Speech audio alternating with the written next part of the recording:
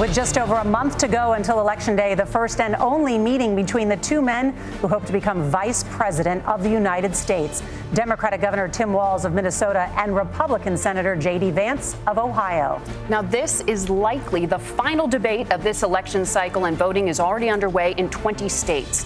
CBS News polling shows this remains a race either presidential candidate could win. The CBS News vice presidential debate starts now.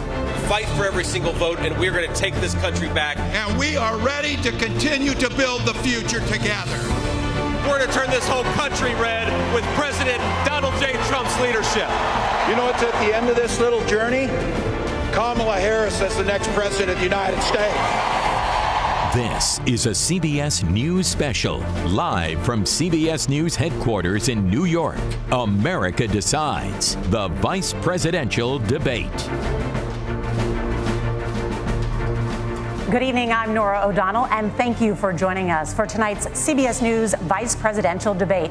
We want to welcome our viewers on CBS, on other networks here in the U.S. and around the world. We have a consequential night ahead, and our focus is the issues that matter to you, the voter. Let's introduce the candidates. Minnesota's Democratic Governor Tim Walz and Ohio's Republican Senator J.D. Vance, tonight meeting for the first time. I'm Margaret Brennan. In order to have a thoughtful and civil debate, these are the rules that both campaigns have agreed to.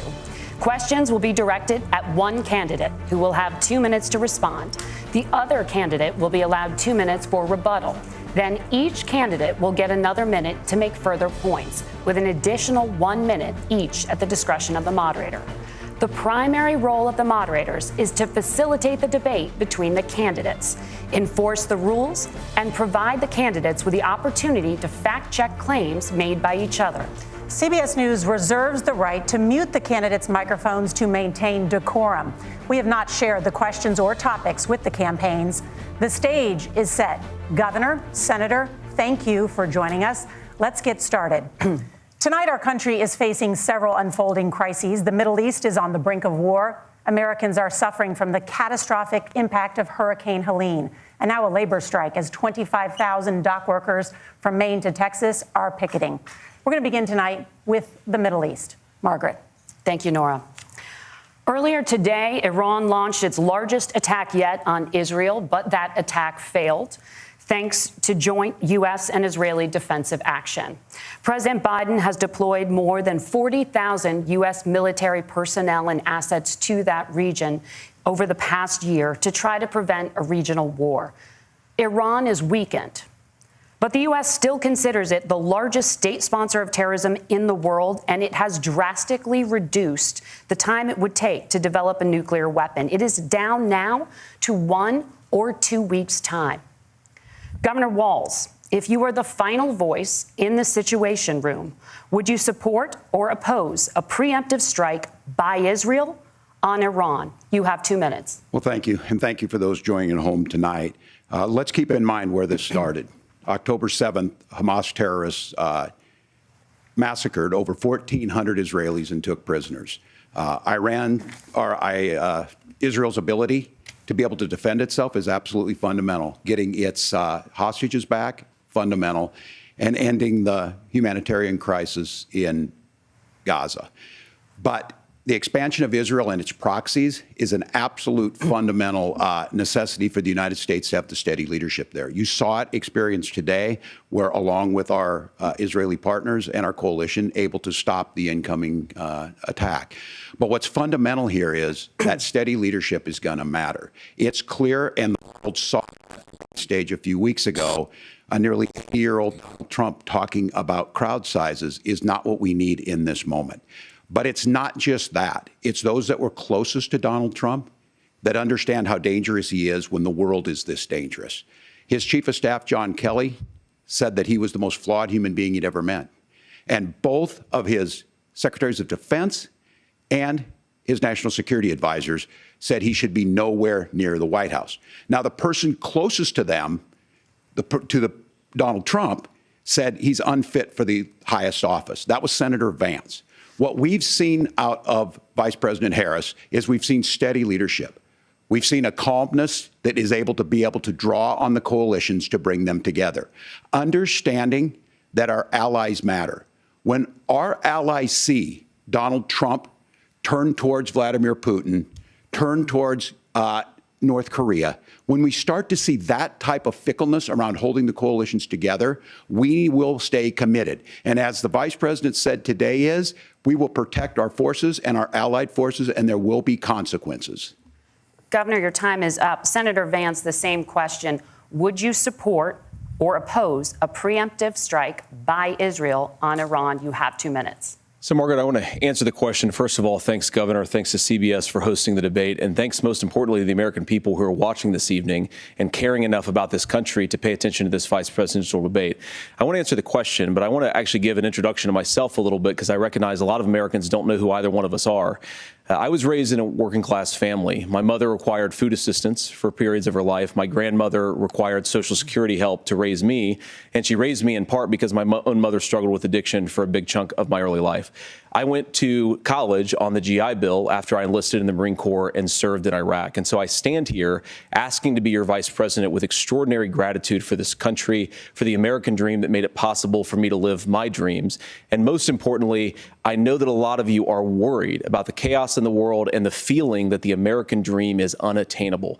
I want to try to convince you tonight over the next 90 minutes that if we get better leadership in the White House, if we get Donald Trump back in the White House, the American dream is going to be attainable once again.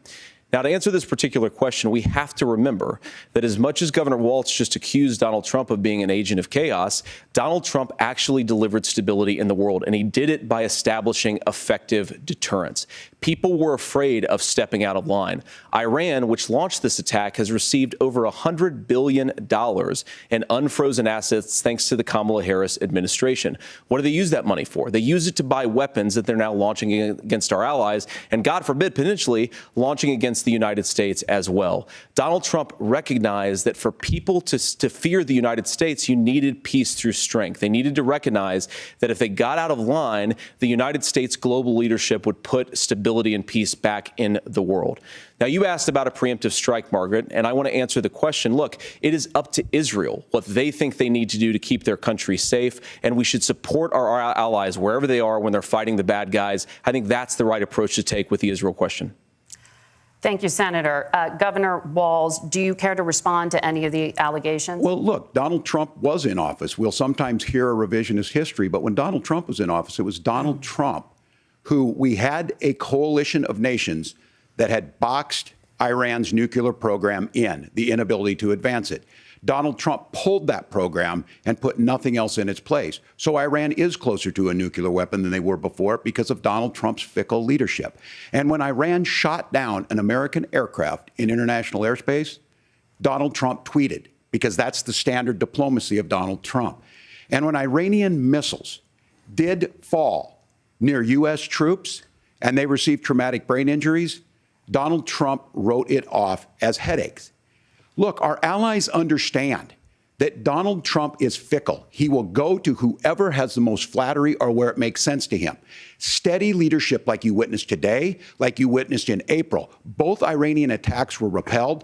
Our coalition is strong, and we need the steady leadership that Kamala Harris is providing. Senator Vance, the U.S. did have a diplomatic deal with Iran to temporarily pause parts of its nuclear program, and President Trump did exit that deal.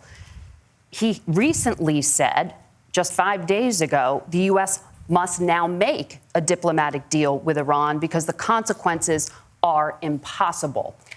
Did he make a mistake? You have 1 minute. Well, first of all, Margaret, diplomacy is not a dirty word, but I think that's something that Governor Walz just said is quite extraordinary. You yourself just said Iran is as close to a nuclear weapon today as they have ever been.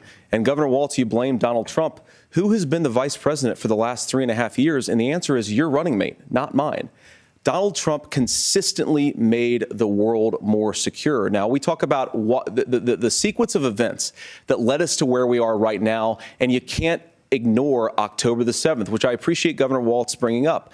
But when did Iran and Hamas and their proxies attack Israel? It was during the administration of Kamala Harris. So Governor Walz can criticize Donald Trump's tweets, but effective, smart diplomacy and peace through strength is how you bring stability back to a very broken world. Donald Trump has already done it once before. Ask yourself at home, when was the last time, I'm 40 years old, when was the last time that an American president didn't have a major conflict break out? The only answer is during the 4 years that Donald Trump was president. Gentlemen, we have a lot to get to. Nora? Margaret, thank you. Let's turn now to Hurricane Helene. The storm could become one of the deadliest on record. More than 160 people are dead and hundreds more are missing. Scientists say climate change makes these hurricanes larger, stronger, and more deadly because of the historic rainfall. Senator Vance, according to CBS News polling, 7 in 10 Americans and more than 60% of Republicans under the age of 45 favor the U.S. taking steps to try and reduce climate change.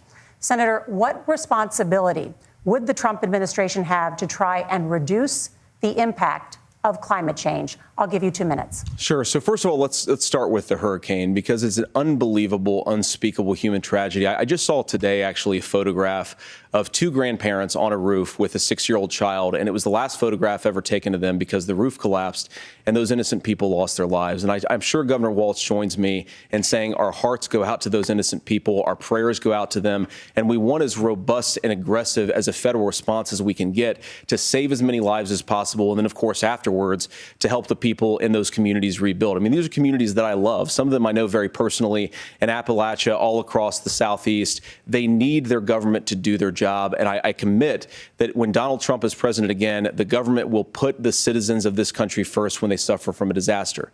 Now, Nora, you asked about climate change. I think this is a very important issue. Look, a lot of people are justifiably worried about all these crazy weather patterns. I think it's important for us, first of all, to say, Donald Trump and I support clean air, clean water. We want the environment to be cleaner and safer. But one of the things that I've noticed some of our Democratic friends talking a lot about is a concern about carbon emissions, this idea that carbon emissions drives all of the climate change. Well, let's just say that's true, just for the sake of argument, so we're not arguing about weird science. Let's just say that's true. Well, if you believe that, what would you want to do? The answer is that you'd want to reshore as much American manufacturing as possible, and you'd want to produce as much energy as possible in the United States of America, because we're the cleanest economy in the entire world. What have Kamala Harris's policies actually led to? More energy production in China, more manufacturing overseas, more doing business in some of the dirtiest parts of the entire world. And when I say that, I mean the amount of carbon emissions they're doing per unit of economic output. So if we actually care about getting cleaner air and cleaner water, the best thing to do is to double down and invest in American workers and the American people. And unfortunately, Kamala Harris has done exactly the opposite. Governor Walz, you have 2 minutes to respond. Well, we got close to an agreement because all those things are happening. Look, first of all, it is a horrific tragedy with this hurricane. And my heart goes out to the folks that are down there in contact with the governors. I serve as co-chair of the Council of Governors as we work together on these emergency managements. Governors know no partisanship. They work together. So all of the governors and the emergency responders are on the ground. Those happen on the front end. The federal government comes in, makes sure they're there that we recover. But we're still in that phase where we need to make sure that they're staying there, staying focused. Now, look, coming back to the climate change issue, there's no doubt this thing roared onto the scene faster and stronger than anything we've seen. Senator Vance has said that there's a climate problem in the past. Donald Trump called it a hoax and then joked that these things would make more beachfront property to be able to invest in. What we've seen out of the Harris administration now, the Biden-Harris administration, is we've seen this investment. We've seen massive investments, the biggest in global history that we've seen in the Inflation Reduction Act, has created jobs all across the country. 2,000 in Jeffersonville, Ohio, taking the EV technology that we invented and making it here. 200,000 jobs across the country. The largest solar manufacturing plant in North America sits in Minnesota. But my farmers know climate change is real. They've seen 500-year droughts, 500-year floods back to back. But what they're doing is adapting, and this has allowed them to tell me, look, I harvest corn, I harvest soybean, and I harvest wind. We are producing more natural gas and more oil at any time than we ever have. We're also producing more clean energy. So the solution for us is to continue to move forward, that climate change is real. Reducing our impact is absolutely critical, but this is not a false choice. You can do that at the same time you're creating the jobs that we're seeing all across the country. That's exactly what this administration has done. We are seeing us becoming an energy superpower for the future, not just the current. And that's what absolutely makes sense. And then we start thinking about how do we mitigate these disasters. Thank you. Senator, I want to give you an opportunity to respond there. The governor mentioned that President Trump has called climate change a hoax. Do you agree? Well, look, what the president has said is that if the Democrats, in particular Kamala Harris and her leadership, if they really believe that climate change is serious, what they would be doing is more manufacturing and more energy production in the United States of America, and that's not what they're doing. So clearly, Kamala Harris herself doesn't believe her own rhetoric on this. If she did, she would actually agree with Donald Trump's energy policies. Now, something Governor Walz said I think is important to touch upon, because when we talk about clean energy, I think that's a slogan that often the Democrats will use here. And I'm talking, of course, about the Democratic leadership. And the real issue is that if you're spending hundreds of millions or even billions of dollars of American taxpayer money on solar panels that are made in China, number one, you're going to make the economy dirtier. We should be making more of those solar panels here in the United States of America. Some of them are, Tim, but a lot of them are being made overseas in China, especially the components that go into those solar panels. So if you really want to make the environment cleaner, you've got to invest in more energy production. We haven't built a nuclear facility, I think, one in the past 40 years. Senator. Natural gas, we got to invest more in it. Kamala Harris has done the opposite. That's raised energy prices and also meant that we're doing Senator, worse by the climate. Senator, your time is up. Governor, would you like to respond? Well, look, we're producing more natural gas than we ever have. There's no moratorium on that. We're producing more oil. But the folks know, and like I said, again, these are not liberal folks. These are not folks that are Green New Deal folks. These are farmers that have been drought one year, massive flooding the next year. They understand that it makes sense. Look, our number one export cannot be topsoil from erosion from these massive storms. We saw it in Minnesota this summer. And thinking about how do we respond to that, we're thinking ahead on this. And what Kamala Harris has been able to do in Minnesota, we're starting to weatherproof some of these things. The infrastructure law that was passed allows us to think about mitigation in the future. How do we make sure that we're protecting by burying our power lines? How do we make sure that we're protecting lakefronts and things that we're seeing more and more of? But to call it a hoax and to take the oil company executives to Mar-a-Lago, say, give me money for my campaign, and I'll let you do whatever you want. We can be smarter about that, and an all-above energy policy is exactly what she's doing, creating those jobs right here. Governor, your time is up. The overwhelming consensus among scientists is that the Earth's climate is warming at an unprecedented rate. Margaret? Thank you, Nora. We're going to turn now to immigration. The crisis at the U.S.-Mexico border consistently ranks as one of the top issues for American voters. Senator Vance, your campaign is pledging to carry out the largest mass deportation plan in American history and to use the U.S. military to do so. Could you be more specific about exactly how this will work? For example, would you deport parents who have entered the U.S. illegally and separate them from any of their children who were born on U.S. soil? You have 2 minutes. So first of all, Margaret, before we talk about deportations, we have to stop the bleeding. We have a historic immigration crisis because Kamala Harris started and said that she wanted to undo all of Donald Trump's border policies. 94 executive orders suspending deportations, decriminalizing illegal aliens, massively increasing the asylum fraud that exists in our system. That has opened the floodgates. And what it's meant is that a lot of fentanyl is coming into our country. I had a mother who struggled with opioid addiction and has gotten clean. I don't want people who are struggling with addiction to be deprived of their second chance because Kamala Harris let in fentanyl into our communities at record levels. So you've got to stop the bleeding. You've got to re-implement Donald Trump's border policies, build the wall, re-implement deportations. And that gets me to your point, Margaret, about what do we actually do? So we've got 25 million illegal aliens who are here in the country. What do we do with them? I think the first thing that we do is we start with the criminal migrants. About 1 million of those people have committed some form of crime in addition to crossing the border illegally. I think you start with deportations on those folks. And then I think you make it harder for illegal aliens to undercut the wages of American workers. A lot of people will go home if they can't work for less than minimum wage in our own country. And by the way, that'll be really good for our workers who just want to earn a fair wage for doing a good day's work.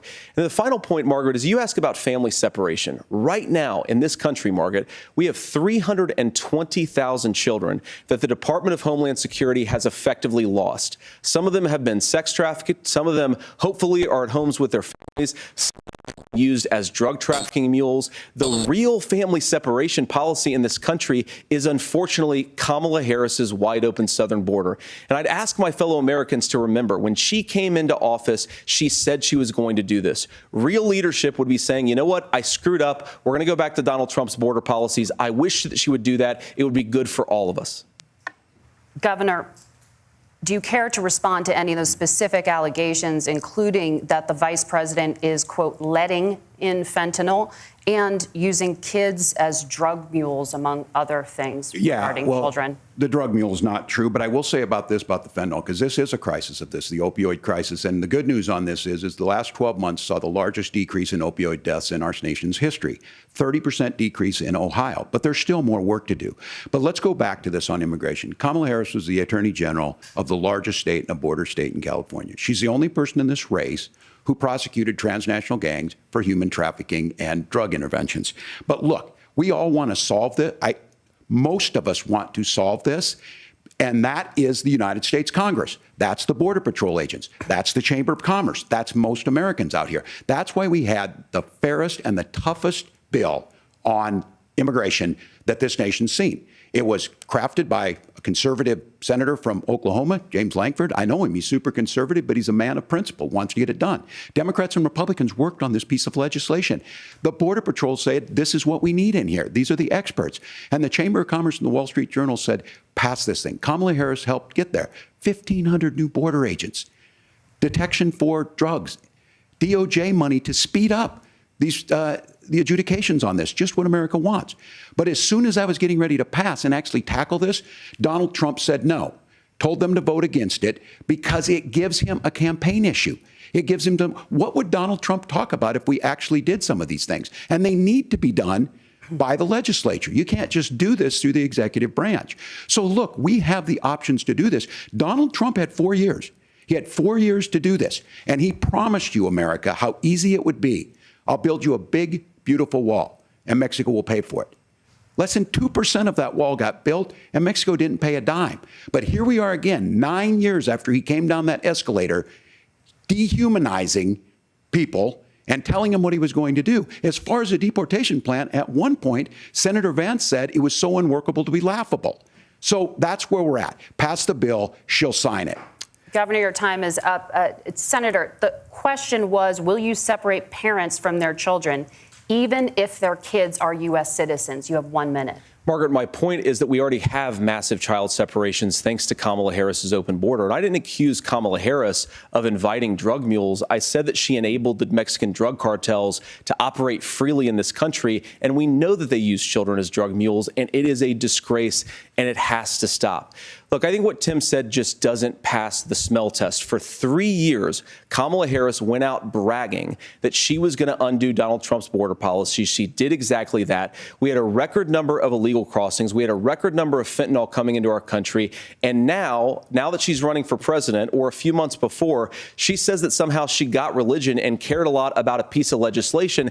The only thing that she did when she became the vice president, when she became the appointed border czar, was to undo 94 Donald Trump executive actions that opened the border. This problem is leading to massive problems in the United States of America. Parents who can't afford health care, schools that are overwhelmed. It's got to stop, and it will when Donald Trump is president again. Senator, your time is up. Governor, what about our CBS News polling, which does show that a majority of Americans, more than 50%, support mass deportations? Look, we fix this issue with a bill that is necessary, but the issue on this is what happens when you don't want to solve it.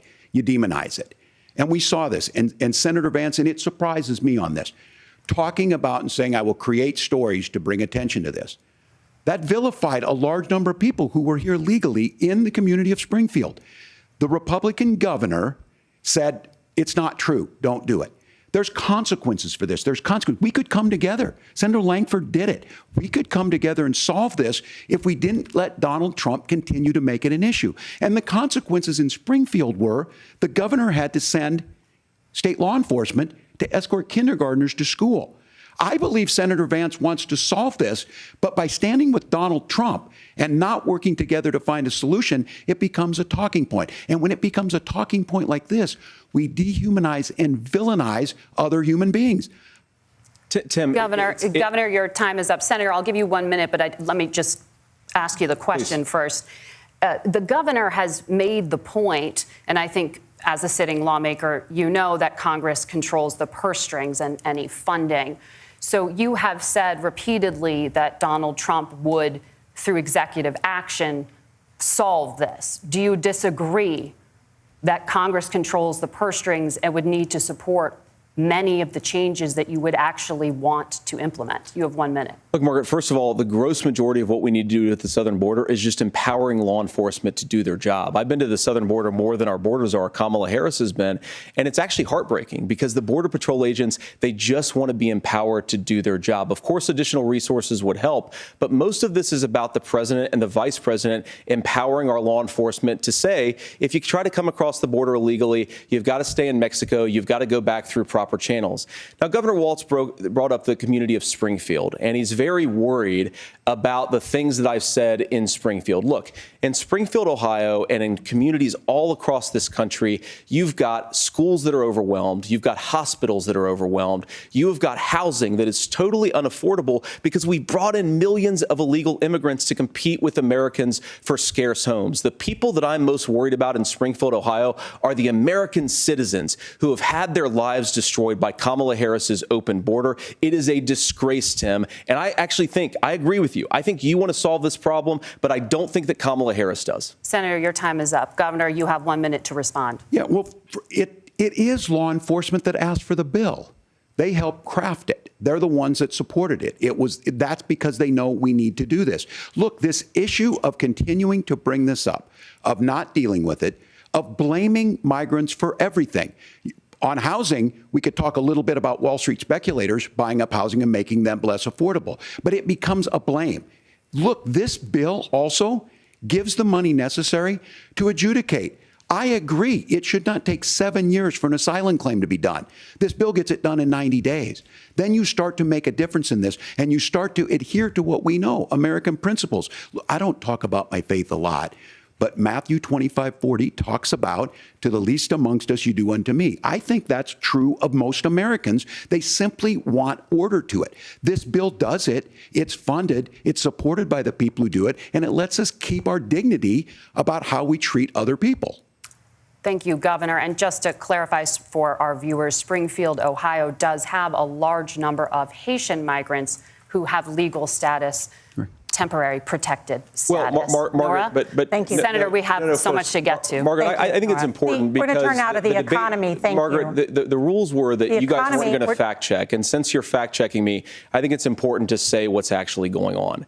So there's an application called the CBP One app, where you can go on as an illegal migrant, apply for asylum or apply for parole, and be granted legal status at the wave of a Kamala Harris open border wand.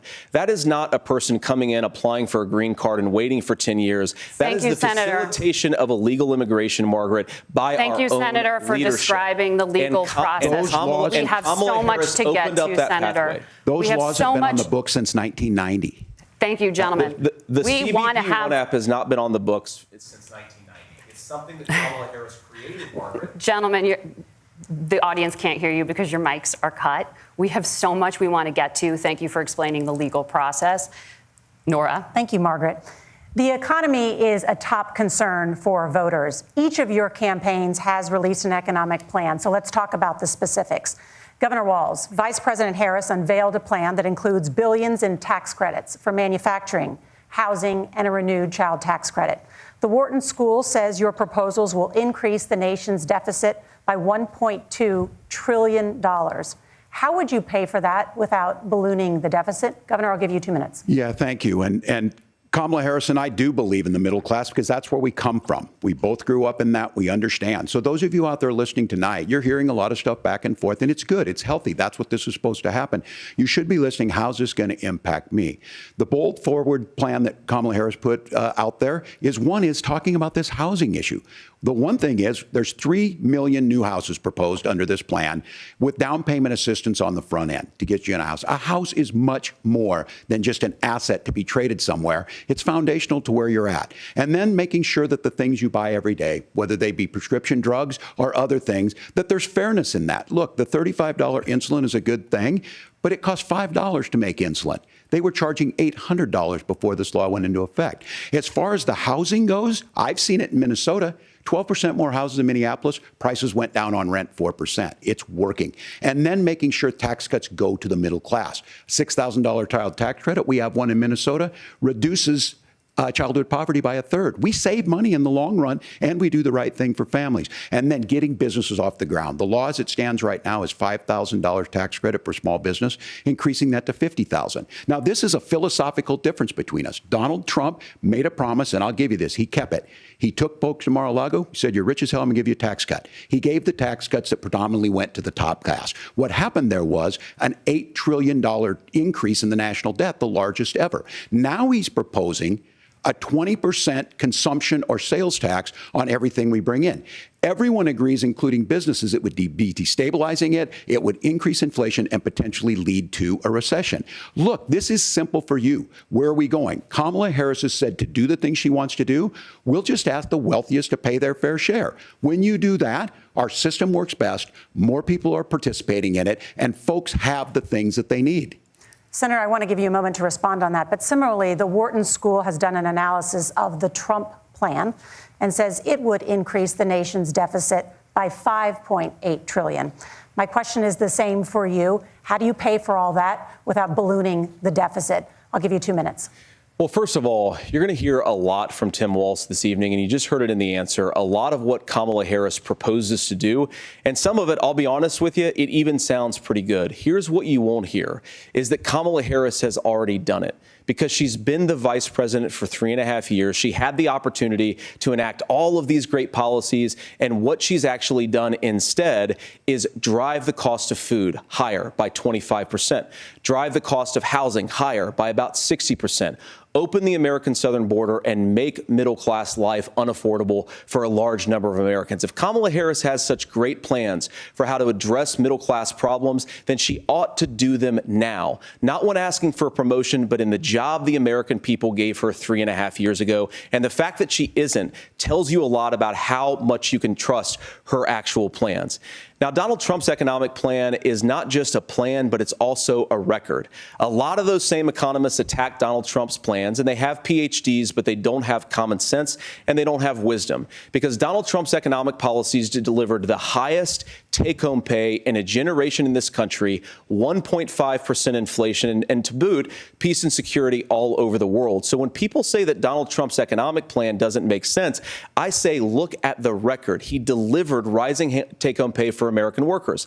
Now, Tim admirably admits that they want to undo the Trump tax cuts. But if you look at what was so different about Donald Trump's tax cuts, even from previous Republican tax cut plans, is that a lot of those resources went to giving more take-home pay to middle-class and working-class Americans. It was passed in 2017, and you saw an American economic boom unlike we've seen in a generation in this country. That is a record that I'm proud to run on, and we're going to get back to that common sense wisdom so that you can afford to live the American dream again. I know a lot of you are struggling. I know a lot of you are worried about paying the bills. It's going to stop when Donald Trump brings back common sense to this country. Governor, do you want to respond to that? What has Kamala Harris done for the middle class? Yeah, well, Kamala Harris's day one was Donald Trump's failure on COVID that led to the collapse of our economy. We were already before COVID in a manufacturing recession, but 10 million people out of work, largest percentage since the Great Depression.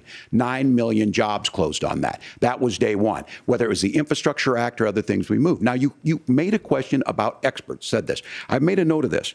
Economists can't be trusted. Science can't be trusted. National security folks can't be trusted.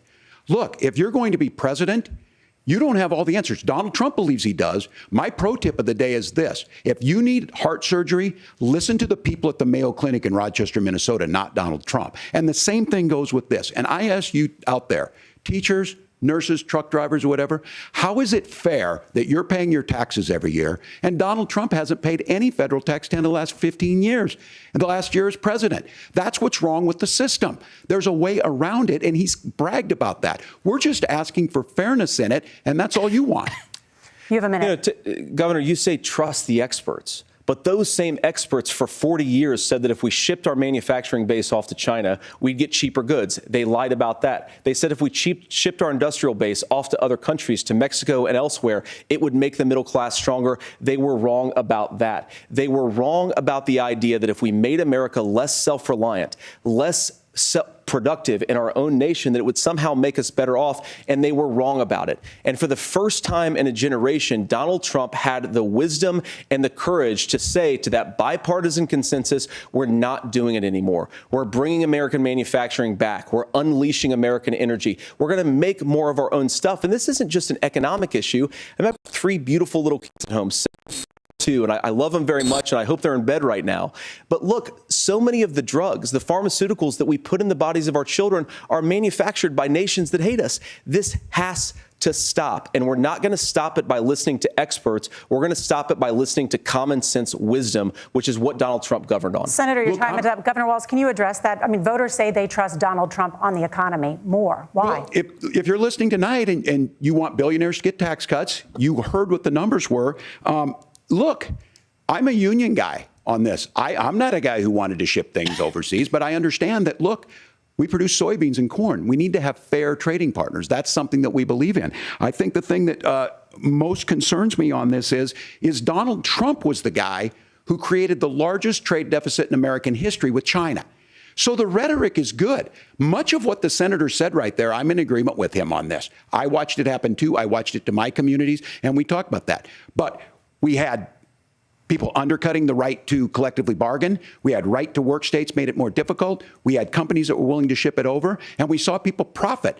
Folks that are venture capital in some cases, putting money into companies that were overseas. We're in agreement that we bring those home. The issue is Donald Trump is talking about it. Kamala Harris has a record, 250,000 more manufacturing jobs just out of the IRA. May I respond to that? Yes. So appreciate that. So if you notice, what Governor Walz just did is he said, first of all, Donald Trump has to listen to the experts. And then when he acknowledged that the experts screwed up, he said, well, Donald Trump didn't do nearly as good of a job as the statistics that's a gross generalization. that he did. So what Tim Walz is doing, and I honestly, Tim, I think you got a tough job here, because you've got to play whack-a-mole. You've got to pretend that Donald Trump didn't deliver rising take-home pay, which of course he did. You've got to pretend that Donald Trump didn't deliver lower inflation, which of course he did. And then you simultaneously got to defend Kamala Harris's atrocious economic record, which has made gas, groceries, and housing unaffordable for American citizens. I was raised by a woman who would sometimes go into medical debt so that she could put food on the table in our household. I know what it's like to not be able to afford the things that you need to afford. We can do so much better. To all of you watching, we can get back to an America that's affordable again. We just got to get back to common sense economic principles. I hope we have a conversation on health care then. Senator, Governor. Please. Thank you. Margaret? We have a lot to get to ahead, gentlemen, on many topics. But right now, I want to talk about personal qualifications. The vice president is often the last voice the president hears before making consequential decisions. We want to ask you about your leadership qualities. Governor Walz, you said you were in Hong Kong during the deadly Tiananmen Square protests in the spring of 1989. But Minnesota Public Radio and other media outlets are reporting that you actually didn't travel to Asia until August of that year. Can you explain that discrepancy? Yeah, well, and to the folks out there who didn't get at the top of this, look, I grew up in small rural Nebraska, town of 400, town that you rode your bike with your buddies till the streetlights come on, and I'm proud of that service. I joined the National Guard at 17, worked on family farms, and then I used the GI Bill to become a teacher, passionate about it, a young teacher. My first year out, I got the opportunity in the summer of '89 to travel to China. 35 years ago, be able to do that. I came back home and then started a program to take young people there. We would take basketball teams, we would take baseball teams, we would take dancers, and we would go back and forth to China. The issue for that was to try and learn. Now, look, my community knows who I am. They saw where I was at. Look, I will be the first to tell you, I have poured my heart into my community. I've tried to do the best I can, but I've not been perfect. And I'm a knucklehead at times, but it's always been about that. Those same people elected me to Congress for 12 years. And in Congress, I was one of the most bipartisan people, working on things like farm bills that we got done, working on veterans benefits. And then the people of Minnesota were able to elect me to governor twice. So look, my commitment has been from the beginning to make sure that I'm there for the people, to make sure that I get this right. I will say more than anything, many times I will talk a lot. I will get caught up in the rhetoric. But being there, the impact it made, the difference it made in my life, I learned a lot about China. I hear the critiques of this. I would make the case that Donald Trump should have come on one of those trips with us. I guarantee you he wouldn't be praising Xi Jinping about COVID, and I guarantee you he wouldn't start a trade war that he ends up losing. So this is about trying to understand the world. It's about trying to do the best you can for your community. And then it's putting yourself out there and letting your folks understand what it is. My commitment, whether it be through teaching, which I was good at, or whether it was being a good soldier or was being a good member of Congress, those are the things that I think are the values that people care about. Governor, just to follow up on that, the question was, can you explain the discrepancy? All I said on this was I got there that summer and misspoke on this. So I will just, that's what I've said.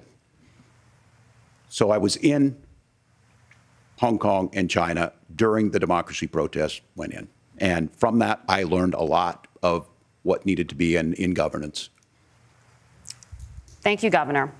Senator Vance, in 2016, you called your running mate, Donald Trump, unfit for the nation's highest office, and you said he could be America's Hitler. I know you've been asked many times, and you've said you regret those comments and explained you then voted for Donald Trump in 2020. But the Washington Post reported new messages last week in which you also disparaged Trump's economic record while he was president, writing to someone in 2020, quote, Trump thoroughly failed to deliver his economic populism. You're now his running mate, and you've shifted many of your policy stances to align with his. If you become vice president, why should Americans trust that you will give Donald Trump the advice he needs to hear and not just the advice he wants to hear? You have 2 minutes. Well, first of all, Margaret, because I've always been open. And sometimes, of course, I've disagreed with the president, but I've also been extremely open about the fact that I was wrong about Donald Trump. I was wrong, first of all, because I believed some of the media stories that turned out to be dishonest fabrications of his record. But most importantly, Donald Trump delivered for the American people. Rising wages, rising take-home pay, an economy that worked for normal Americans, a secure southern border, a lot of things, frankly, that I didn't think he'd be able to deliver on. And yeah, when you screw up, when you misspeak, when you get something wrong and you change your mind, you ought to be honest with the American people about it. It's one of the reasons, Margaret, why I've done so many interviews is because I think it's important to actually explain to the American people where I come down on the issues and what changed. Now, you pointed out to messages from 2020. Margaret, I've been extremely consistent that I think there were a lot of things that we could have done better in the Trump administration the first round if Congress was doing its job. I strongly believe, and I've been a United States Senator, that Congress is not just a high-class debating society. It's not just a forum for senators and congressmen to whine about problems. It's a forum to govern. So there were a lot of things on the border, on tariffs, for example, where I think that we could have done so much more if the Republican Congress and the Democrats in Congress had been a little bit better about how they govern the country. They were so obsessed with impeaching Donald Trump, they couldn't actually govern. And I want to talk about this tariff issue in particular, Margaret, because Tim just accused this of being a national sales tax. Look, the one thing, and you're probably surprised to hear me praising Joe Biden, but the one thing that Joe Biden did is he continued some of the Trump tariffs that protected American manufacturing jobs. And it's the one issue, the most pro-worker part of the Biden administration, it's the one issue where Kamala Harris has run away from Joe Biden's record. Think about this. If you're trying to employ slave laborers in China at $3 a day, you're going to do that and undercut the wages of American workers unless our country stands up for itself and says you're not accessing our markets unless you're paying middle-class Americans a fair wage. Senator, your time is up. Nora? Thank you. Now to the issue of reproductive rights. Governor Walz, after Roe versus Wade was overturned, you signed a bill into law that made Minnesota one of the least restrictive states in the nation when it comes to abortion. Former President Trump said in the last debate that you believe abortion, quote, in the 9th month is absolutely fine. Yes or no? Is that what you support? I'll give you 2 minutes. That's not what the bill says, but look, this issue is what's on everyone's mind. Donald Trump put this all into motion. He brags about how great it was that he put the judges in and overturned Roe versus Wade, 52 years of personal autonomy. And then he tells us, oh, we send it to the states. It's a beautiful thing. Amanda Zaworski would disagree with you on it's a beautiful thing. A young bride in Texas waiting for their child at 18 weeks. She has a complication, a tear in the membrane. She needs to go in. The medical care at that point needs to be decided by the doctor. And that would have been an abortion. But in Texas, that would have put them in legal jeopardy. She went home, got sepsis, nearly dies, and now she may have difficulty having children. Or in Kentucky, Hadley Duval, a 12-year-old child raped and impregnated by her stepfather. Those are horrific. Now, when God asked about that, Senator Vance said 2 wrongs don't make a right. There is no right in this. So in Minnesota, what we did was restore Roe versus Wade. We made sure that we put women in charge of their health care. But look, this is not where, if you don't know Amanda or a Hadley, you soon will. Their Project 2025 is going to have a registry of pregnancies. It's going to make it more difficult, if not impossible, to get contraception and limit access, if not eliminate access to infertility treatments. For so many of you out there listening, me included, infertility treatments are why I have a child. That's nobody else's business. But those things are being proposed. And the catch-all on this is, well, the states will decide what's right for Texas might not be right for Washington. That's not how this works. This is basic human right. We have seen maternal mortality skyrocket in Texas, outpacing many other countries in the world. This is about health care. In Minnesota, we are ranked first in health care for a reason. We trust women. We trust doctors. Senator, do you want to respond to the governor's claim? Will you create a federal pregnancy monitoring agency? No, Nora, certainly we won't. And I want to talk about this issue because I know a lot of Americans care about it, and I know a lot of Americans don't agree with everything that I've ever said on this topic. And, you know, I grew up in a working class family in a neighborhood where I knew a lot of young women who had unplanned pregnancies and decided to terminate those pregnancies because they feel like they didn't have any other options. And, you know, one of them is actually very dear to me. And I know she's watching tonight, and I love you. And she told me something a couple years ago that she felt like if she hadn't had that abortion, that it would have destroyed her life because she was in an abusive relationship. And I think that what I take from that as a Republican who proudly wants to protect innocent life in this country, who proudly wants to protect the vulnerable, is that my party, we've got to do so much better of a job at earning the American people's trust back on this issue where they frankly just don't trust us. And I think that's one of the things that Donald Trump and I are endeavoring to do.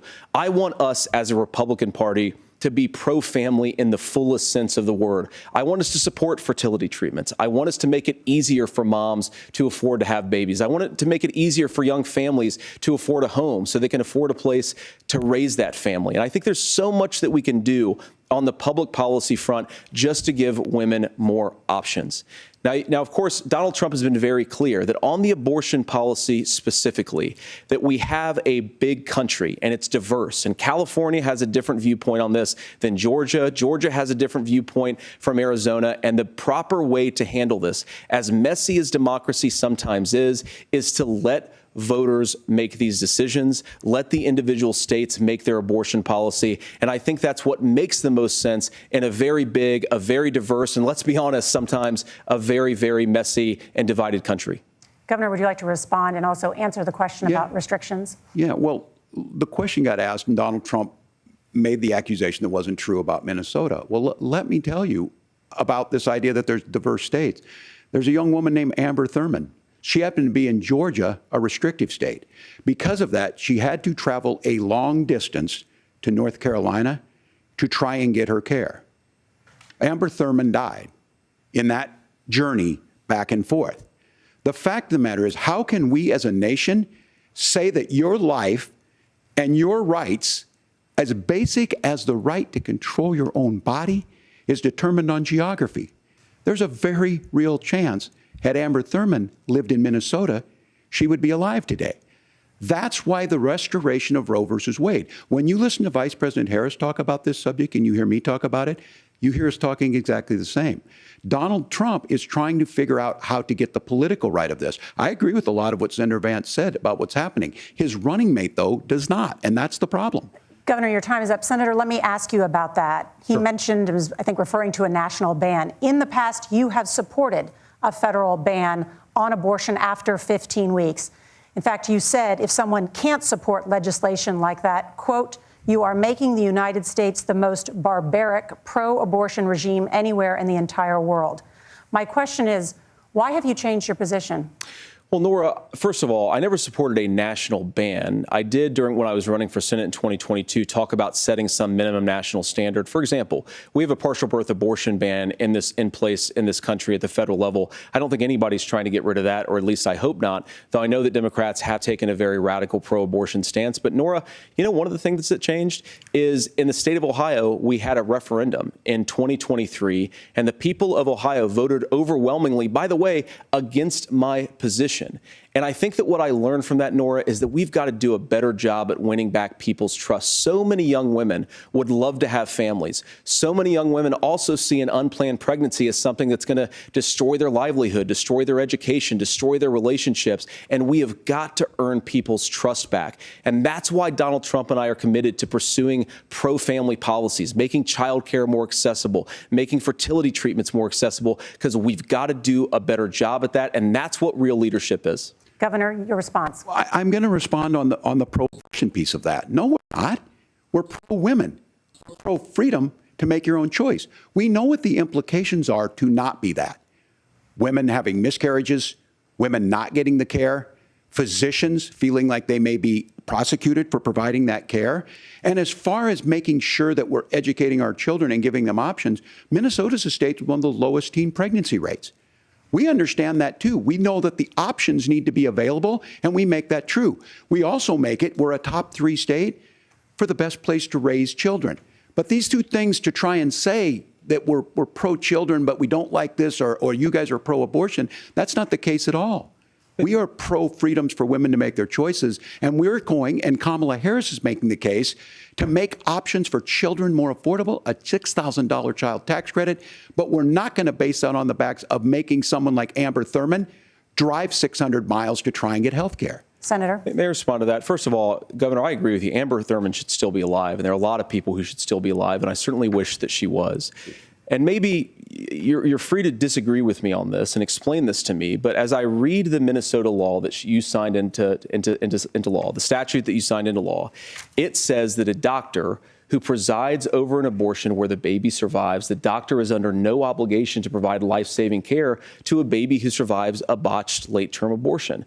That is, I think, That's whether you're pro-choice or pro-abortion, that is fundamentally barbaric. And that's why I use that word, Nora, is because some of what we've seen, do you want to force Catholic hospitals to perform abortions against their will? Because Kamala Harris has supported suing Catholic nuns to violate their freedom of conscience. We can be a big and diverse country where we respect people's freedom of conscience and make the country more pro-baby and pro-family. But please. Yes, Governor, please respond. Look, this is one where there's always something there. This is a very simple proposition. These are women's decisions to make about their health care decisions, and the physicians who know best when they need to do this. Trying to distort the way a law is written to try and make a point, that's not it at all. What was I wrong about, Governor? Please tell me, what was I wrong about? That is not the way the law is written. Look, I've given But how? I've given this advice on a lot of things, that getting involved, that's been misread, and it was fact-checked at the last debate. But the point on this is there's a continuation of these guys to try and tell women or to get involved. I use this line on this, just mind your own business on this. Things worked best when Roe versus Wade was in place. When we do a restoration of Roe, that works best. That doesn't preclude us from increasing funding for children. It doesn't increase us from making sure that once that child's born, like in Minnesota, they get meals, they get early childhood education, they get health care. So the hiding behind we're going to do all these other things when you're not proposing them in your budget. Kamala Harris is proposing them. She's proposing all those things to make life easier for families. I asked a specific question, Governor. You gave me a slogan as a response. It's not the case. It's not true. That's not what the law says. So they fact-checked it with President Trump. Gentlemen, there's a lot to discuss. We have to move on, and we're going to be right back with much more of the CBS News vice presidential debate in just a moment.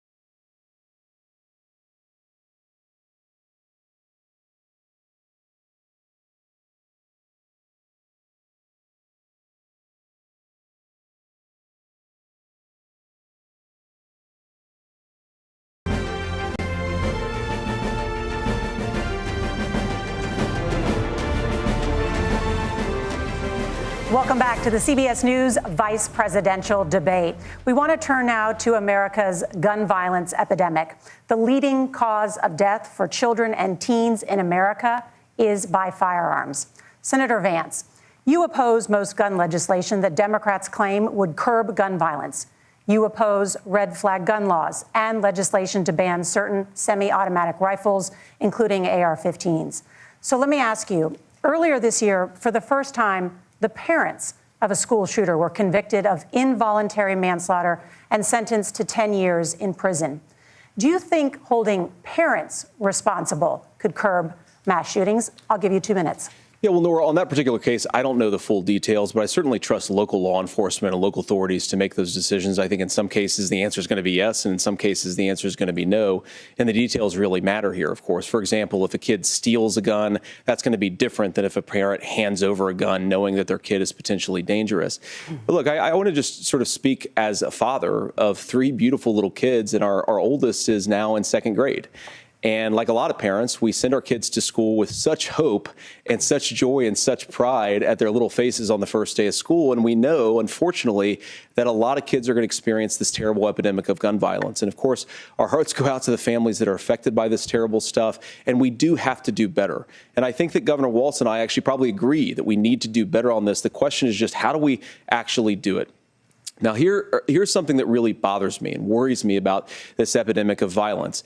The gross majority, close to 90% in some of the statistics I've seen, of the gun violence in this country is committed with illegally obtained firearms. And while we're on that topic, we know that thanks to Kamala Harris's open border, we've seen a massive influx in the number of illegal guns run by the Mexican drug cartels. So that number, the amount of illegal guns in our country is higher today than it was 3.5 years ago. But what do we do about the schools? What do we do to protect our kids? And I think the answer is, and I say this not loving the answer, because I don't want my kids to go to school in a school that feels unsafe or where there are visible signs of security. But I unfortunately think that we have to increase security in our schools. We have to make the doors lock better. We have to make the doors stronger. We've got to make the windows stronger. And of course, we've got to increase school resource officers, because the idea that we can magically wave a wand and take guns out of the hands of bad guys, it just doesn't fit with recent experience. So we've got to make our schools safer. And I think we've got to have some common sense bipartisan solutions for how to do that. Governor, you have 2 minutes.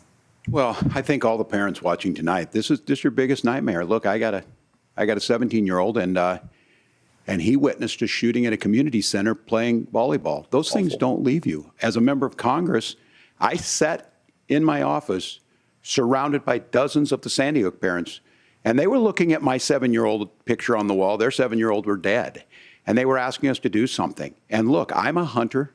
I own firearms. The vice president is. We understand that the Second Amendment is there, but our first responsibility is to our kids to figure this out. In Minnesota, we've enacted enhanced red flag laws, enhanced background checks, and we can start to get data. But here's the problem. If we really want to solve this, we've got folks that won't allow research to be even done on gun violence.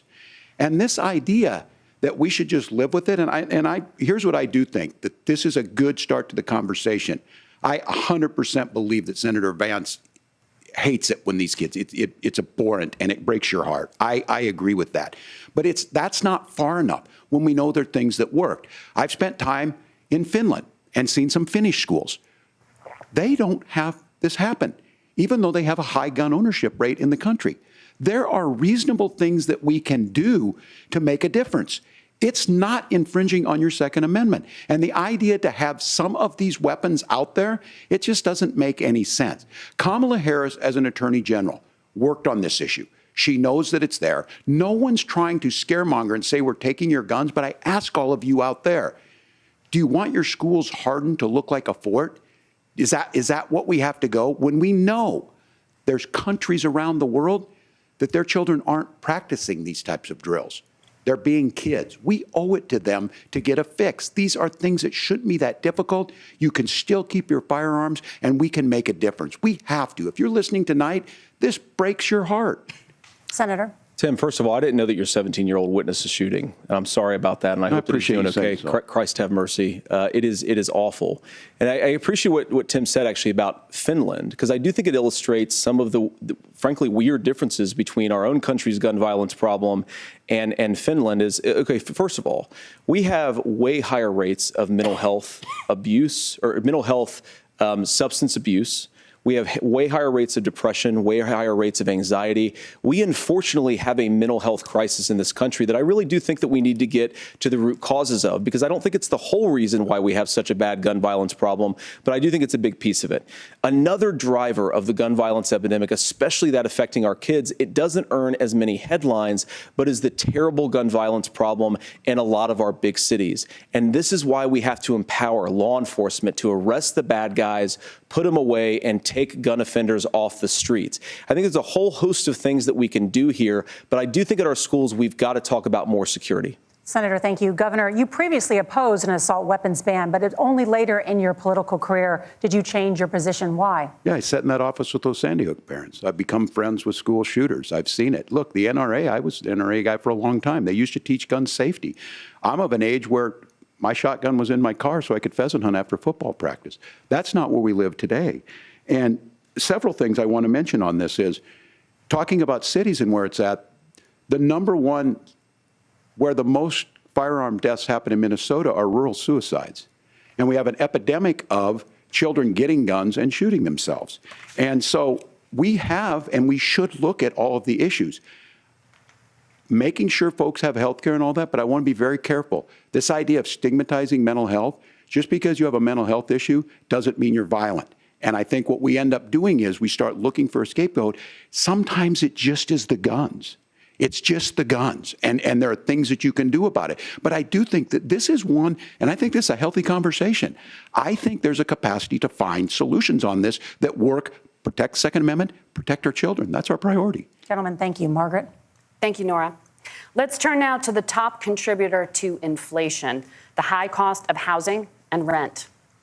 There's a shortage of more than 4 million homes in the United States, and that contributes to the high housing prices. Governor Walz, the Harris campaign promises a $25,000 down payment assistance for first-time home buyers and a $10,000 tax credit. They also promise to build 3 million new homes. Where are you building these homes, and won't handing out that kind of money just drive up prices higher? No, it's not handing out. We have, first, let me say this issue of housing, and I think those of you listening on this, the problem we've had is that we've got a lot of folks that see housing as another commodity. It can be bought up, it can be shifted, it can be moved around. Those are not folks living in those houses. Those listening tonight, that's a big deal. I bought and owned one house in my life. My mom still lives in the house where I was. And when I think of a house, I'm thinking of Christmas services after midnight mass where you go with your family. We need to make it more affordable. And one of the things, as I said, this program that the Vice President is pushing forward and bringing a new way of approaching this is something we're doing in Minnesota from that lead. We in the state invested in making sure our housing was the biggest investment that we'd ever made in housing. It starts to make it easier. We cut some of the red tape. Local folks, look, we can't do it at the federal level, but local folks make it easier to build those homes. And then that down payment assistance. I can tell all of you out there, one of the, certainly for me, using the GI Bill was one thing, but a veteran's home loan, the big thing about a veteran's home loan is you don't have to pay the down payment. Those are things that make it there. Now, look, you're going to pay it back, and you're going to pay your mortgage. Those are things that we know in the long run, the appreciated value, the generational wealth that's created from it. And I will give Minneapolis an example. Minneapolis is the one city where we've seen the lowest inflation rates. We've seen a 12% increase in stock because we've put some of these things in, and we're implementing a state program to make sure we give some of that down payment assistance. We get it back from people because here's what we know.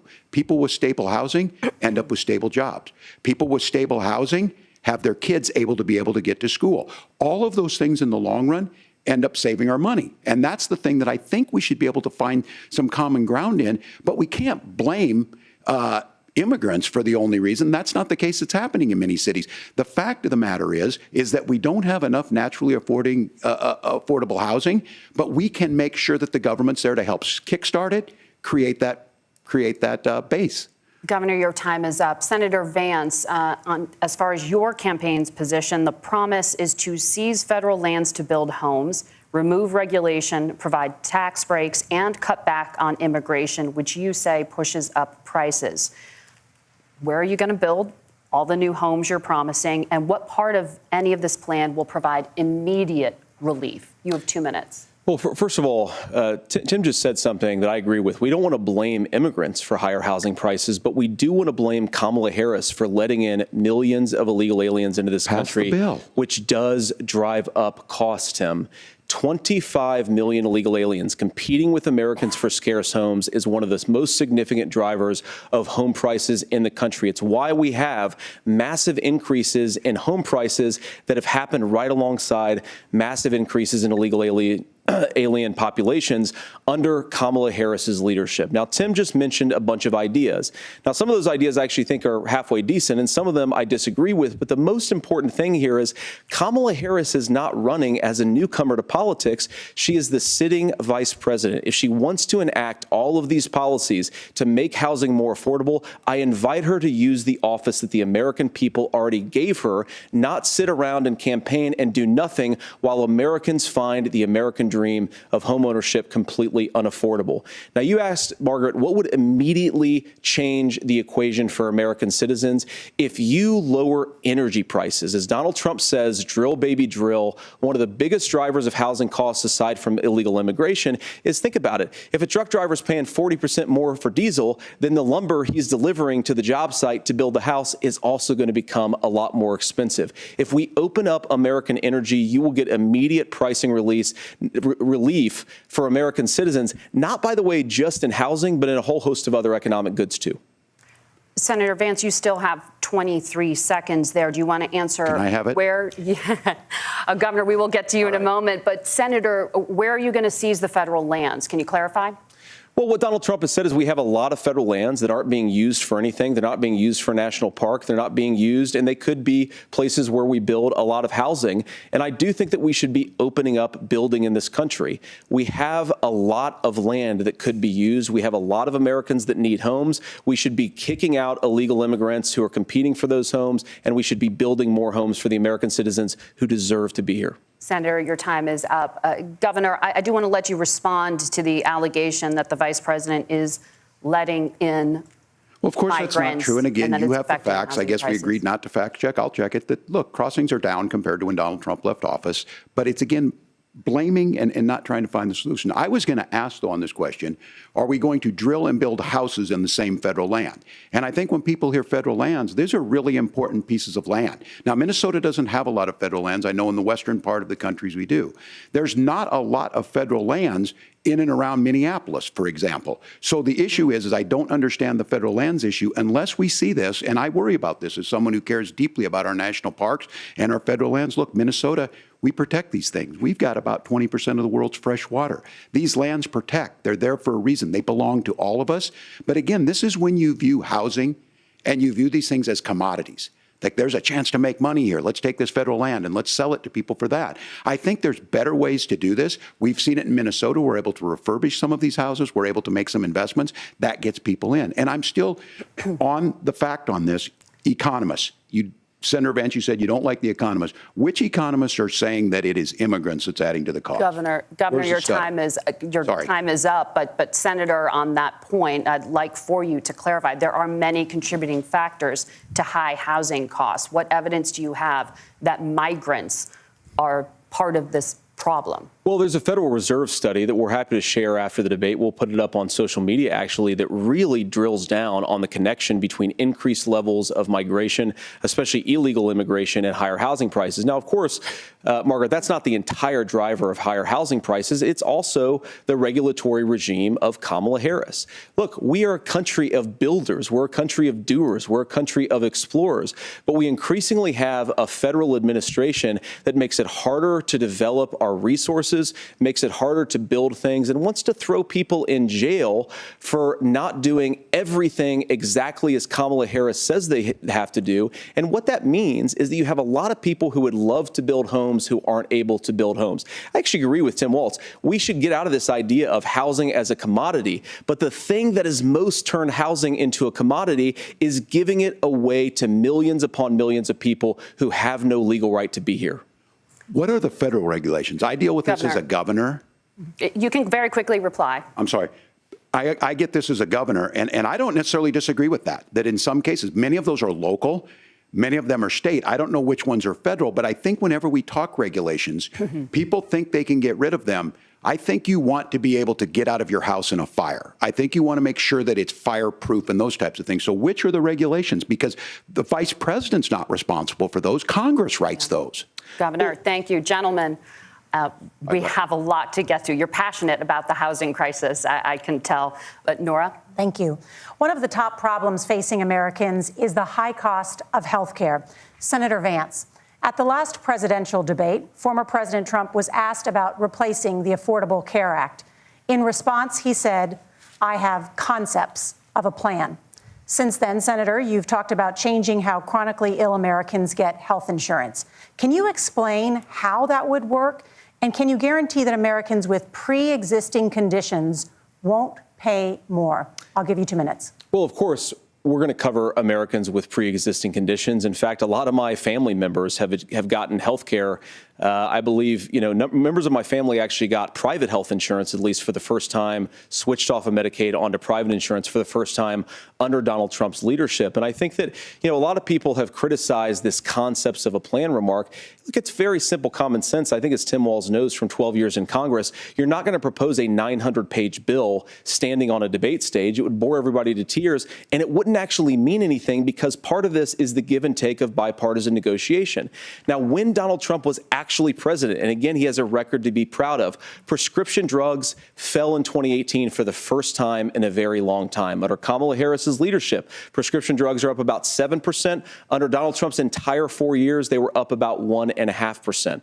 He introduced pricing transparency. Think about healthcare. You go into a hospital, you try to buy something, and nobody knows what it actually costs. That price transparency will actually give American consumers a little bit more choice and will also drive down costs. And we talked about, the reinsurance regulations is what I was talking about. Look, Donald Trump has said that if we allow states to experiment a little bit on how to cover both the chronically ill but the non-chronically ill, it's not just a plan. He actually implemented some of these regulations when he was president of the United States. And I think you can make a really good argument that it salvaged Obamacare, which was doing disastrously until Donald Trump came along.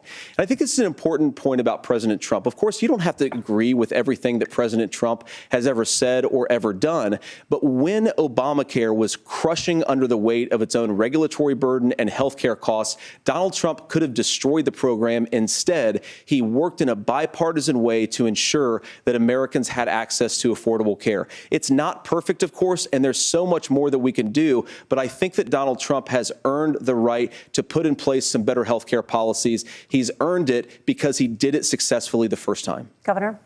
All right, here's where being an old guy gives you some history. I was there at the creation of the ACA. And the reason it was so important is I come from a major healthcare state, home of the Mayo Clinic, home to Medical Alley, 3M, Medtronic, all of those. We understand healthcare. It's why we're ranked first on affordability and accessibility and quality of healthcare. And so what I know is under Kamala Harris, more people are covered than they have before. And those of you listening, this is critical to you. Now, Donald Trump all of a sudden wants to go back and remember this. He ran on the first thing he was going to do on day one was to repeal Obamacare. On day one, he tried to sign an executive order to repeal the ACA. He signed on to a lawsuit to repeal the ACA, but lost at the Supreme Court. And he would have repealed the ACA had it not been for the courage of John McCain to save that bill. Now, fast forward, what that means to you is you lose your pre-existing conditions. If you're sitting at home and you got asthma, too bad. If you're a woman, probably not. Broke your foot during football, might kick you out. Your kids get kicked out when they're 26. Kamala Harris negotiated drug prices for the first time with Medicare. We have 10 drugs that will come online, the most common ones that'll be there. But look, this issue, and when Donald Trump said, I've got a concept of a plan, it cracked me up as a fourth grade teacher because my kids would have never given me that. But what Senator Vance just explained might be worse than a concept, because what he explained is pre-Obamacare. And I'll make this as simple as possible because I have done this for a long time. What they're saying is, if you're healthy, why should you be paying more? So what they're going to do is let insurance companies pick who they insure, because guess what happens? You pay your premium, it's not much. They figure they're not going to have to pay out to you. But those of you a little older, gray, got cancer, you're going to get kicked out of it. That's why the system didn't work. Kamala Harris will protect and enhance the ACA. Governor, thank you. Senator, you have not yet explained how you would protect people with pre-existing conditions or laid out that plan. Well, look, we currently have laws and regulations in place right now that protect people with pre-existing conditions. We want to keep those regulations in place, but we also want to make the health insurance marketplace function a little bit better. Now, what Governor Walz just said is actually not true. A lot of what happened, and the reason that Obamacare was crushing under its own weight, is that a lot of young and healthy people were leaving the exchanges. Donald Trump actually helped address that problem, and he did so in a way that preserved people's access to coverage who had pre-existing conditions. But again, something that these guys do is they make a lot of claims about if Donald Trump becomes president, all of these terrible consequences are going to ensue. But in reality, Donald Trump was president. Inflation was low. Take-home pay was higher. And he saved the very program from a Democratic administration that was collapsing and would have collapsed absent his leadership. He did his job, which is govern in a bipartisan way and get results, not just complain about problems, but actually solve them. Governor, did enrollment under the Affordable Care Act go up under the Trump administration? It's higher now that we've seen it go up. Look, people are using it. The system works. And the question about this of young people or whatever, that's the individual mandate piece of this.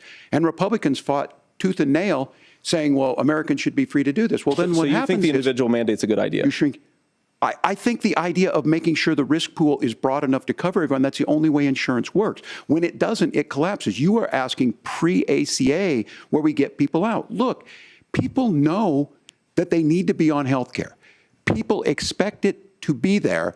And when we are able to make it, and we are making it this way, when we incentivize people to be in the market, when we help people who might not be able to afford it get there, and we make sure then when you get sick and old, it's there for you. Because I heard people say, well, I don't want to buy into Medicare or whatever. Good luck buying health care once you get past 70.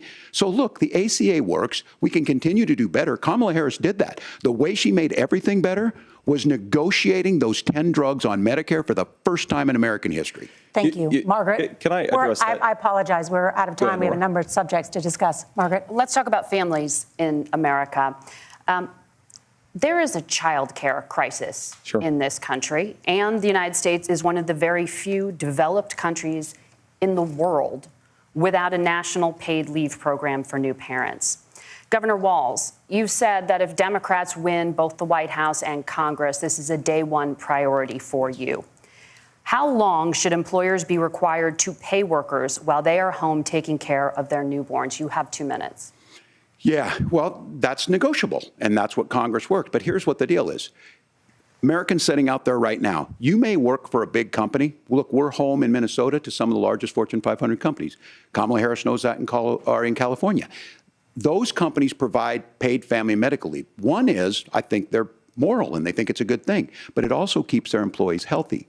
We in Minnesota passed a paid family and medical leave. You have a child, I had to go back to work 5 days after my kids were born. This allows you to stay home a certain amount of time. What we know is that gets the child off to a better start, the family works better, we stay in their employers, we get more consistency in that. So Kamala Harris has made it a priority. We implemented it in Minnesota and we see growth. That's how you become a pro-business state. But the negotiations on it, and here's the issue, those big companies are able to offer it. Those of you out there who don't have it, just imagine what happens if you get cancer or your child gets sick. We know what happens. You end up staying home. In some places, that means no paycheck because you've got no protection on that. This is the case of an economy that Donald Trump has set for the wealthiest amongst us. He's willing to give those tax breaks to the wealthiest. He's willing to say, bust those unions up, do whatever. What we're saying is the economy works best when it works for all of us. And so a paid family medical leave program, and I will tell you, go to the families or go to the businesses and ask them. As far as childcare on this, you have to take it at both the supply and the demand side. You can't expect the most important people in our lives to take either our children or our parents to get paid the least amount of money. And we have to make it easier for folks to be able to get into that business and then to make sure that folks are able to pay for that. We were able to do it in Minnesota, and I'm still telling you this. We were listed as the best state. We're still in crisis on this. A federal program of paid family medical leave and help with this will enhance our workforce, enhance our families, and make it easier to have the children that you want. Governor, your time is up. Senator, do you support a national paid leave program? And if so, for how long should employers be mandated to pay their employees while they are home taking care of their newborn? You have 2 minutes. Yeah, well, first of all, Margaret, a number of my Republican colleagues and some Democrats, too, have worked on this issue. And I think there is a bipartisan solution here because a lot of us care about this issue. I mean, look, I speak from this very personally because I'm married to a beautiful woman who is an incredible mother to our 3 beautiful kids, but is also a very, very brilliant corporate litigator. And I'm so proud of her. But being a working mom, even for somebody with all of the advantages of my wife, is extraordinarily difficult. And it's not just difficult from a policy perspective. She actually had access to paid family leave because she worked for a bigger company. But the cultural pressure on young families and especially young women, I think makes it really hard for people to choose the family model they want. A lot of young women would like to go back to work immediately. Some would like to spend a little time home with the kids. Some would like to spend longer at home with the kids. We should have a family care model that makes choice possible. And I think this is a very important substantive difference between Donald Trump and Kamala Harris's approach. I mean, look, if you look at the federal programs that we have that support paid family leave right now, the Community Development Block Grant, and there's another block grant program that spends a lot of money from the federal government. These programs only go to one kind of childcare model. Let's say you'd like your church maybe to help you out with childcare. Maybe you live in a rural area or an urban area and you'd like to get together with families in your neighborhood to provide childcare in the way that makes the most sense. You don't get access to any of these federal monies. We want to promote choice in how we deliver family care and how we promote childcare because, look, it is unacceptable. And, you know, of course, Tim and I have been on the campaign trail a lot the past 7 or 8 weeks. And one of the biggest complaints I hear from young families is people who feel like they don't have options, like they're choosing between going to work or taking care for their kids. That is an incredible burden to put on American families. We're the only country that does it. I think we could do a heck of a lot better. Senator, thank you. You have also said, Senator Vance, many things about the American family. The Federal Reserve says parents will spend nearly as much on child care as they do on housing each month. So I want to get your thoughts on this. President Trump recently said, as much as child care is talked about as being expensive, it's relatively speaking not very expensive compared to the kinds of numbers we'll be taking in. Is President Trump committed to the $5,000 per child tax credit that you have described? You have 1 minute. Well, what President Trump said, Margaret, I just want to defend my running mate here a little bit, is that we're going to be taking in a lot of money by penalizing companies for shipping jobs overseas and penalizing countries who employ slave laborers and then ship their products back into our country and undercut the wages of American workers. It's the heart of the Donald Trump economic plan. Cut taxes for American workers and American families. Cut taxes for businesses that are hiring and building companies in the United States of America, but penalize companies and countries that are shipping jobs overseas. That's the heart of the economic proposal. And I think what President Trump is saying is that when we bring in this additional revenue with higher economic growth, we're going to be able to provide paid family leave, child care options that are viable and workable for a lot of American families. Can you clarify how that will solve the child care shortage? Well, because as Tim said, a lot of the child care shortage is we just don't have enough resources going into the multiple people who could be providing family care options. And we're going to have to, unfortunately, look, we're going to have to spend more money. We're going to have to induce more people to want to provide child care options for American families, because the reason it's so expensive right now is because you've got way too few people providing this very essential service. Thank you, Senator. Governor Walz, your ticket also has some child care tax credit proposals. Do you think Congress will agree to the $6,000 credit for newborns and $3,000 credit for children over the age of 6, as your campaign has promised? Is that realistic? Well, if these members of Congress are listening to anybody, I can tell you, and this is the biggest issue. Everybody listening tonight knows. I mean, I'm sure they were shocked to hear it's not that expensive. And let's be clear, whether it's $5,000 or $6,000, that pays you about 3 or 4 months. Let's be clear of where we're at on this. It's because we got out of an imbalance on this. We thought we were going to get by not paying people. I don't think Senator Vance and I are that far apart. I'm not opposed to what he's talking about on options. We've done scholarships types of things. I think we need to be open to making the case. But the issue here is, the question you asked is, you're not going to pay for it with these tariffs. That's just adding another $4,000 on the family and taking less. So not only do they not get the money to pay for that, they're $4,000 in the hole. That's Wharton School. That's his alma mater. And so I think the issue here is, those members of Congress, I can't believe they're not. When I go to businesses, sure, they'll talk about taxes sometime, but they will lead with childcare and they will lead with housing, because we know the problem is, especially in a state like Minnesota, we need more workers because our economy's growing, but we need the workforce. Governor, thank you. We need to move on. Nora? Let's talk about the state of democracy, the top issue for Americans after the economy and inflation. After the 2020 election, President Trump's campaign and others filed 62 lawsuits contesting the results. Judges, including those appointed by President Trump and other Republican presidents, looked at the evidence and said there was no widespread fraud. The governors of every state in the nation, Republicans and Democrats, certified the 2020 election results and sent a legal slate of electors to Congress for January 6th. Senator Vance, you have said you would not have certified the last presidential election and would have asked the states to submit alternative electors. That has been called unconstitutional and illegal. Would you again seek to challenge this year's election results, even if every governor certifies the results? I'll give you 2 minutes. Well, Nora, first of all, I think that we're focused on the future. We need to figure out how to solve the inflation crisis caused by Kamala Harris's policies, make housing affordable, make groceries affordable, and that's what we're focused on. But I want to answer your question because you did ask it. Look, what President Trump has said is that there were problems in 2020, and my own belief is that we should fight about those issues, debate those issues peacefully in the public square, and that's all I've said, and that's all that Donald Trump has said. Remember, he said that on January the 6th, the protesters ought to protest peacefully. And on January the 20th, what happened? Joe Biden became the president. Donald Trump left the White House. And now, of course, unfortunately, we have all of the negative policies that have come from the Harris-Biden administration.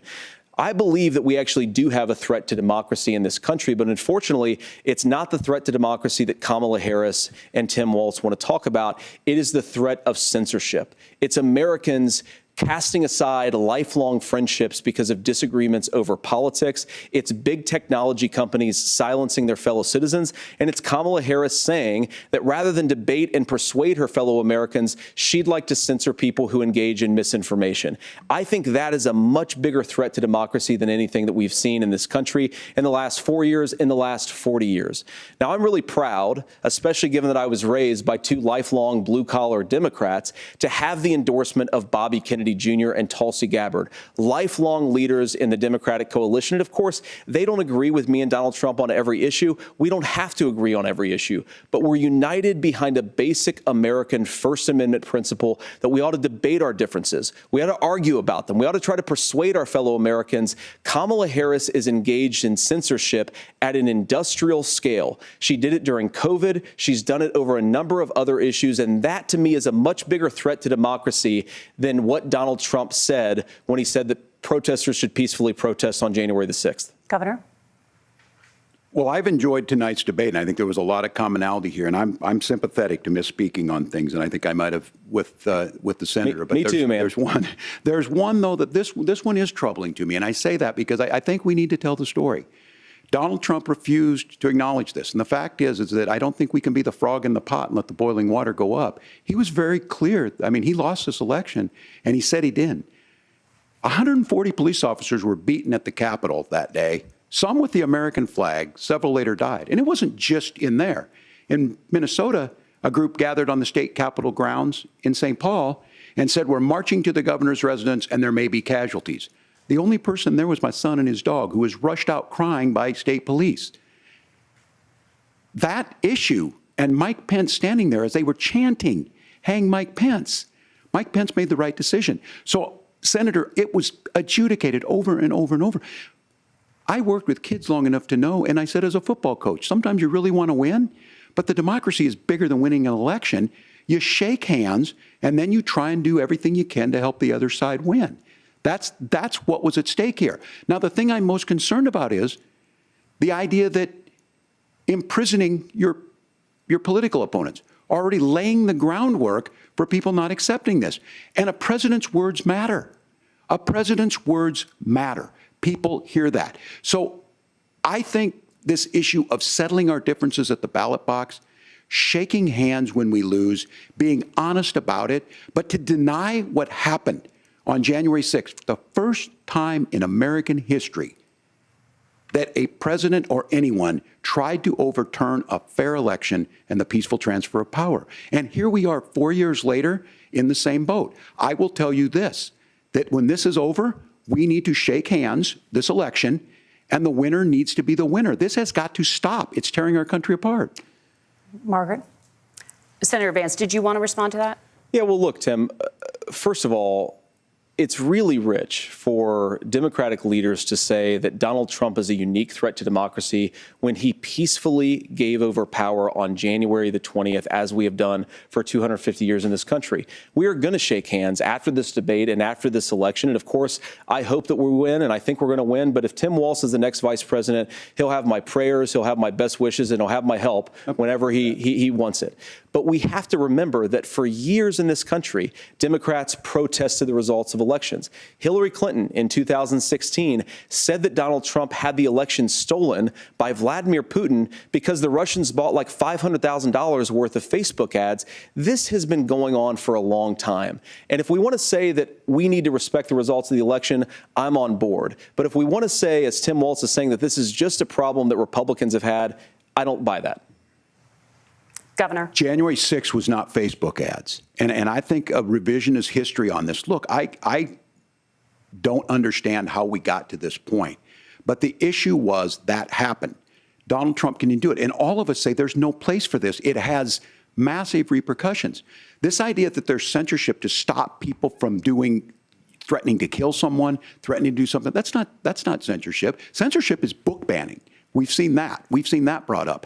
I just think for everyone tonight, and I'm going to thank Senator Vance, I think this is the conversation they want to hear. And I think there's a lot of agreement, but this is one that we are miles apart on. This was a threat to our democracy in a way that we had not seen. And it manifested itself because of Donald Trump's inability to say. He is still saying he didn't lose the election. I would just ask that. Did he lose the 2020 election? Tim, I'm focused on the future. Did Kamala Harris censor Americans from speaking their mind in the wake of the 2020 COVID situation? That is a damning non-answer. It's a damning non-answer for you to not talk about censorship. Obviously, Donald Trump and I think that there were problems in 2020. We've talked about it. I'm happy to talk about it further. But you guys attack us for not believing in democracy. The most sacred right under the United States democracy is the First Amendment. You yourself have said there's no First Amendment right to misinformation. Kamala Harris wants to use the power of government and big tech to silence people from speaking their minds. That is a threat to democracy that will long outlive this present political moment. I would like Democrats and Republicans to both reject censorship. Let's persuade one another. Let's argue about ideas, and then let's come together afterwards. You can't yell fire in a crowded theater. That's the test. That's the Supreme Court test. Tim, fire in a crowded theater. You guys wanted to kick people off of Facebook for saying that toddlers shouldn't wear masks. Senator, the governor does have the floor. Fire in a crowded theater. That is criticizing the policies of the government, which is the right of every American. Senator, the governor does have the floor for 1 minute to respond to you. Yeah.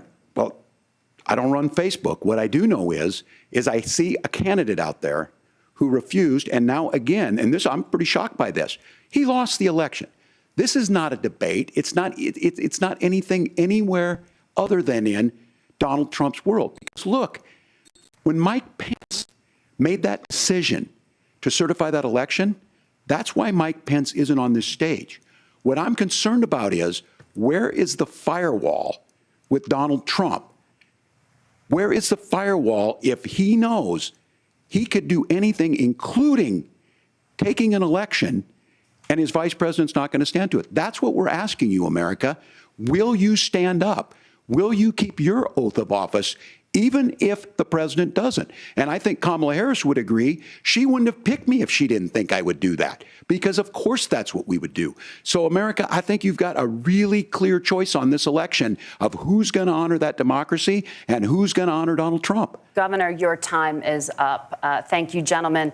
We will be right back with both of our candidates. The CBS News vice presidential debate continues.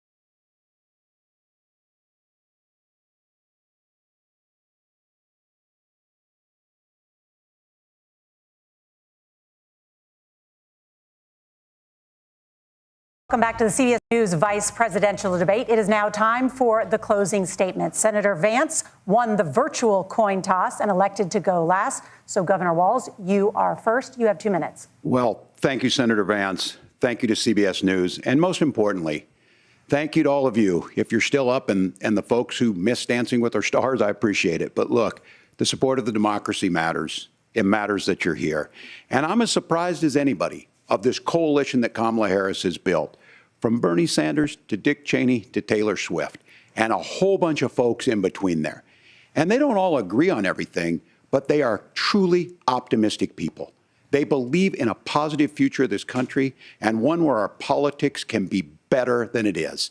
And I have to tell you, that better than it is the sense of optimism that there can be an opportunity economy that works for everyone, not just to get by, but to get ahead. And the idea that freedom really means something. Not the freedom of government to be in your bedroom or exam room, but the freedom for you to make choices about yourself. Now, look, we all know who Donald Trump is. He's told us, and as Maya Angelou said, believe him when he told you that. His first inaugural address talked about American carnage, and then he spent 4 years trying to maybe do that. Senator Vance tonight made it clear he will stand with Donald Trump's agenda. He will continue to push down that road. Excuse me. Kamala Harris gives us a different option. Now, I'll have to tell you, I'm going to be careful about the quotes, but there's one that Senator Vance said that does resonate with me. He said, Donald Trump makes the people I care about afraid. A lot of America feels that way. We don't need to be afraid. Franklin Roosevelt was right. All we have to fear is fear itself. Kamala Harris is bringing us a new way forward. She's bringing us a politics of joy. She's bringing real solutions for the middle class, and she's centering you at the heart of that. All the while asking everyone, join this movement, make your voices heard. Let's look for a new day where everybody gets that opportunity and everybody gets a chance to thrive. I humbly ask for your vote on November 5th for Kamala Harris. Governor Walz, thank you. Senator Vance, your closing statement. Well, I want to thank Governor Walz, you folks at CBS, and of course the American people for tuning in this evening. And one of the issues we didn't talk about was energy. And I remember when I was being raised by my grandmother, when she didn't have enough money to turn on the heat some nights because Ohio gets pretty cold at night and because money was often very tight. And I believe, as a person who wants to be your next vice president, that we are a rich and prosperous enough country where every American, whether they're rich or poor, ought to be able to turn on their heat in the middle of a cold winter night. That's gotten more difficult thanks to Kamala Harris's energy policies. I believe that whether you're rich or poor, you ought to be able to afford a nice meal for your family. That's gotten harder because of Kamala Harris's policies. I believe that whether you're rich or poor, you ought to be able to afford to buy a house. You ought to be able to live in safe neighborhoods. You ought to not have your communities flooded with fentanyl. And that, too, has gotten harder with because of Kamala Harris's policies. Now, I've been in politics long enough to do what Kamala Harris does when she stands before the American people and says that on day one, she's going to work on all these challenges I just listed. She's been the vice president for 3.5 years. Day one was 1,400 days ago, and her policies have made these problems worse. Now, I believe that we have the most beautiful country in the world. I meet people on the campaign trail who can't afford food, but have the grace and generosity to ask me how I'm doing and to tell me they're praying for my family. What that has taught me is that we have the greatest country, the most beautiful country, the most incredible people anywhere in the world. But they're not going to be able to achieve their full dreams with the broken leadership that we have in Washington. They're not going to be able to live their American dream if we do the same thing that we've been doing for the last 3.5 years. We need change. We need a new direction. We need a president who has already done this once before and did it well. Please vote for Donald Trump. And whether you vote for me or vote for Tim Walz, I just want to say I'm so proud to be doing this, and I'm rooting for you. God bless you, and good night. Senator Vance, thank you. And thank you both for participating in the only vice presidential debate of this election cycle. I'm Margaret Brennan. And I'm Norah O'Donnell. And a reminder, there are just 35 days until Election Day. Please get out and vote. And for all of us here at CBS News, thank you and good night.